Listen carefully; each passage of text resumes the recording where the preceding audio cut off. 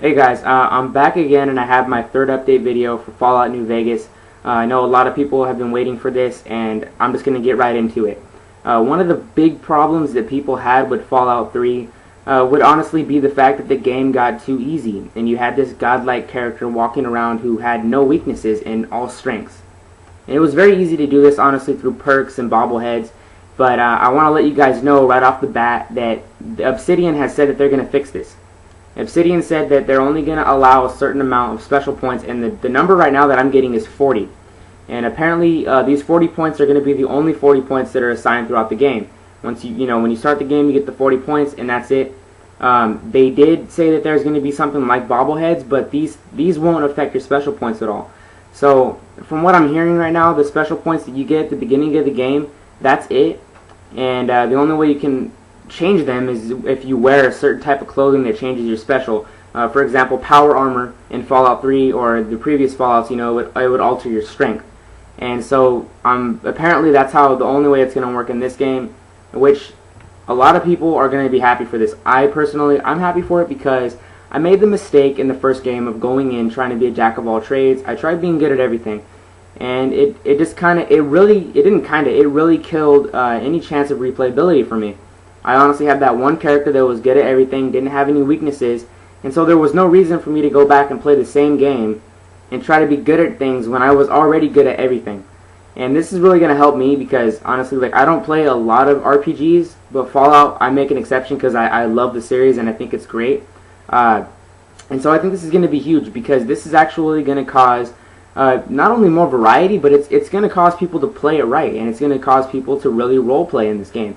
You got to think about what do you want your strengths to be, what do you want your weaknesses to be, because you will have both. You will have a strength, you will have weaknesses, and I think it's going to help the game. I really do, and it's going to make you want to go back and play it again. I know I'm going to go back and want to play it again because my first character could end up being a strong character who isn't very smart, and then I could be like, alright, well, my second playthrough I can play as a smart character who isn't very strong. It's just little things like that. You tweak it a little bit and you find that perfect formula, but you get so much more out of the game when you kind of have this little push in this direction, and it's already obvious. I think everyone notices that Obsidian makes a more difficult game than Bethesda does.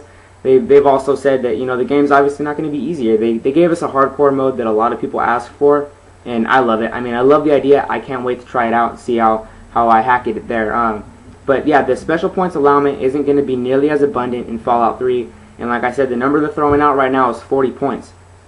So it's going to cause you to specialize in things, and I think it's great. The other thing, as far as variety in gameplay, is they have confirmed already that you will be able to kill every single person in this game except for one of the NPCs. Fallout 3 had a lot of people you couldn't kill; they would just be unconscious, because you wouldn't get the quest from them. But in this game, I guess there's so many ways to end the game, or however they're going about this. You can literally go around and committing mass genocide and kill everyone you see. And they said that you can still finish the game. They said that it would be very difficult to do it this way, but they said it is a possibility. And on the other side of the spectrum, they've also said, for you pacifists out there, they've also said that you can play through the game without killing a single person. There's going to be alternate forms of ammunition, like beanbags, and there's going to be like boxing gloves and stuff to knock them unconscious. And it'll knock them unconscious. It won't kill the player, but you can still complete the quest without having to kill anyone. And I think that's cool. I think because if you think about it, both extremes are very difficult. If you go through not trying to kill anyone, that's going to be very hard. And it's also going to be equally as hard if you go around trying to kill everyone, because then everyone wants to kill you. So and especially because you're not going to be this god player walking around, then that's the two are going to be even more difficult because you need to specialize in certain things. And then also you have all that replayability in the in-between ground. You can choose to kill a lot of people, you can choose not to kill a lot of people, or you can just choose to go right down the middle. I mean, it adds so much more variety and replayability, honestly. And with an RPG, I think that's what we all want, is just this absurd amount of hours that we can put into the game. And I'm really interested to see how many hours people put in now that these have been confirmed, because I see people on the forums that have put thousands of hours into Fallout 3 with as linear as that game was, and it wasn't terribly linear, but it was linear for an RPG.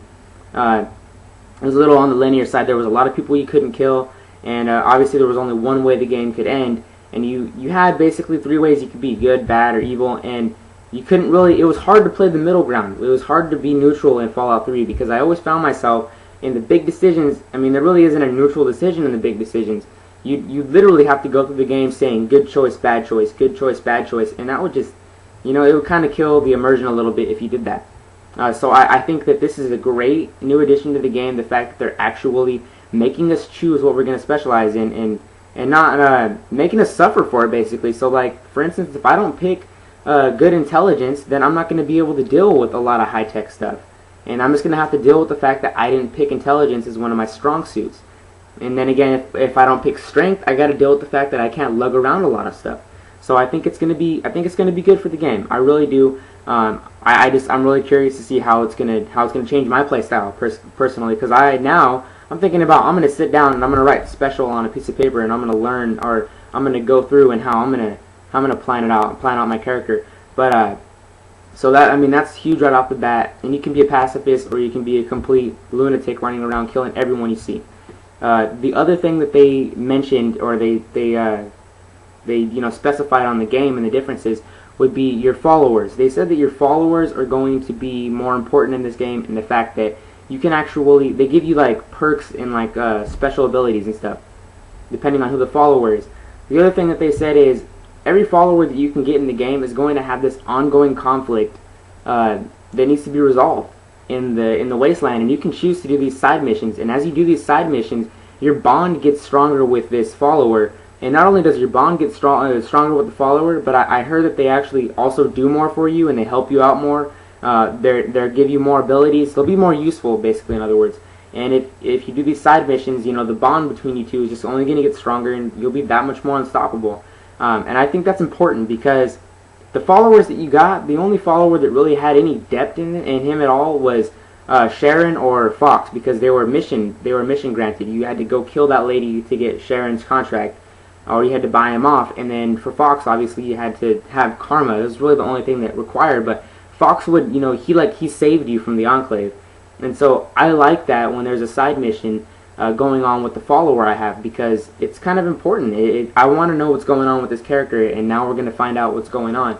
And that's one thing that Obsidian is notorious for, and I applaud them for that, is the fact that they seem to care more about character development, and they seem that the dialogue seems to be way more incentive to actually go through the dialogue and have certain skills, because as it is, I've heard that skills are going to play a bigger role in what you can say to people, as opposed to just intelligence or whatever. There's going to be options, and there's going to be ways for you to end a mission very easily if you have the necessary skills to do that. So, like I said, the role playing is going to be much more effective than it was in Fallout 3, because Fallout 3 could easily just turn into a run and gun, and that was that, unfortunately. But in this one, it seems like they found their base without messing with the universe a little too much, because people will still love it. People will still be able to run around and kill.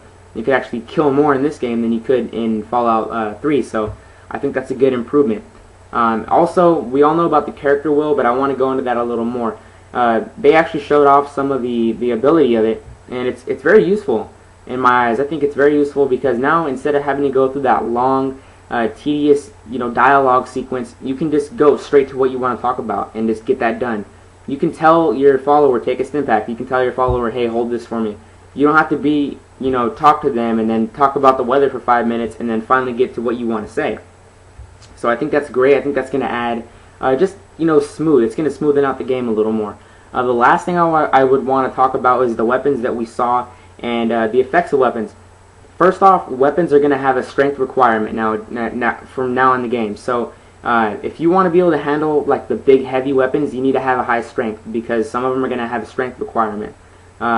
We saw in the demo, there was demos for E3 everywhere, and it was the same demo shown everywhere, like GameSpot, G4 TV.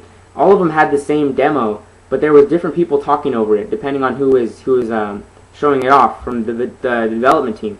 So I think that was good, because we actually learned more about the same instance. So, and the weapons they showed off C4, they showed off anti-material rifle like a Barrett, and they showed off a bunch of cool guns. I can't even get into the guns because there's so many of them. But these things right here that I just mentioned are the hugest thing. It's all about variety with an RPG, and it really seems like they've got it down to a science now. But let me know what you guys think about this, because I think it's good. I think it's going to teach me how to play an RPG right. It's going to teach me how to roleplay correctly, and I just think that's going to be beneficial for me. And so let me know how you guys feel about that, because obviously, you know, this is a big game. I mean, these videos get the most views on my channel, so I obviously know you guys like you some Fallout, and I mean, that's great. So just let me know what you guys think. Don't forget to rate, comment, subscribe, and you guys take it easy.